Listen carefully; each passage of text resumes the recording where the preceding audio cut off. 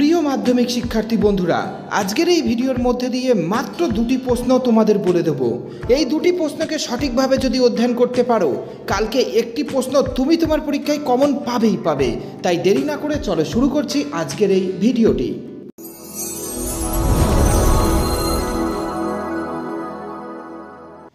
তপনের মনে হয় আজ যেন তার জীবনের সবচেয়ে বড় দুঃখের দিন। আজ বলতে কোন দিনের কথা বলা হয়েছে? তপনের এমন মনে হওয়ার কারণ কি? উত্তর, প্রখ্যাত লেখিকা আশাপূর্ণা দেবীর রচিত কুমকুম গল্প সংকলনের অন্তর্গত জ্ঞানচক্ষু গল্পে আজ বলতে সেই দিনটির কথা বলা হয়েছে যেদিন তপনের মাসি ও মেসো সন্ধ্যাতারা পত্রিকার একটি সংস্করণ নিয়ে তাদের বাড়িতে আসেন, যাতে তপনের প্রথম গল্প প্রকাশিত হয়। এবার প্যারা চেঞ্জ করে লেখো।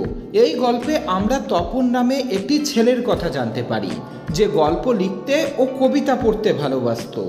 একদিন তপন দুপুরবেলায় একটি গল্প লিখে ফেলে এবং সে ওই গল্পটিকে তার ছোট মাসিকে দেখায়। ছোট মাসি তপনের ছোট মেসোকে দিয়ে সন্ধ্যাতারা পত্রিকায় গল্পটিকে ছাপিয়ে দেওয়ার কথা বলে।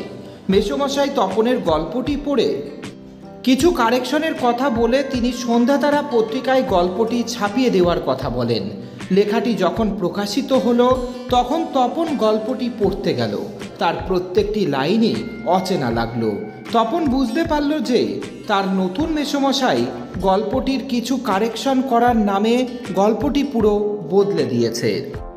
গভীর দুঃখ ও কষ্টে তপন নিজ মনে সংকল্প করল যে এরপর যদি তার কোনো গল্প ছাপাতে হয় তাহলে নিজে দাঁড়িয়ে থেকেই সে ছাপাবে। এই কারণের জন্যই তপন মনে করে যে আজ যেন তার জীবনে সবচেয়ে বড় দুঃখের দিন। দ্বিতীয় প্রশ্ন, নদী সম্পর্কে নদের চাঁদের ভালোবাসার প্রকৃতি আলোচনা করো। প্রশ্নের উত্তর, নদীর বিদ্রোহ গল্পের প্রধান তথা কেন্দ্রীয় চরিত্র নদের চাঁদ নদী সম্পর্কে ছিল চূড়ান্ত মাত্রায় দুর্বল। নদীর প্রতি তার আবেগ, ভালোবাসা ও দরদ এক ব্যাখ্যাতীত মায়া মমতায় পূর্ণ। তার দুর্বলতা যে অনেকটা পাগলামির পর্যায়ে চলে গেছে তাও সে জানে, অথচ নিজের এই পাগলামিতে সে খুব আনন্দিত হয়। স্টেশন মাস্টারের দায়িত্বপ্রাপ্ত নদের চাঁদ অতি বর্ষণের কারণে 5 দিন নদীকে দেখতে না পেয়ে তার মন নদীর জন্য ছটপট করতে লাগে। তাই নদীকে দেখার জন্য সে রওনা দেয়।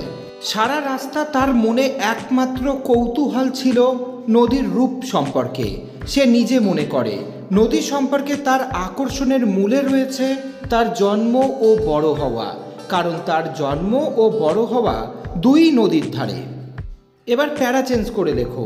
নদীর সাথে খেলা করার লোভে তার স্ত্রীকে লেখা চিঠি জলে ভাসিয়ে দিতেও নদের চাঁদ দ্বিধাবোধ করে না। অনাবৃষ্টিতে নদীর জলধারা শুকিয়ে যাওয়ার উপক্রম হলে সে এমনভাবে কেঁদেছিল যেন কঠিন ব্যাধিতে তার পরম আত্মীয়ের মৃত্যু আসন্ন।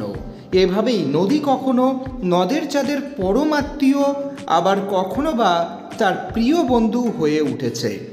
কালকে তোমাদের পরীক্ষায় গল্প থেকে হয় নদীর বিদ্রোহ, না হয় জ্ঞানচক্ষু থেকে বড় প্রশ্ন আসবেই আসবে। আমি তোমাদের বলছি, প্রশ্ন দুটিকে সঠিকভাবে অধ্যয়ন করে যাও। কালকে একটি প্রশ্ন তুমি তোমার পরীক্ষায় কমন পেতে চলেছ।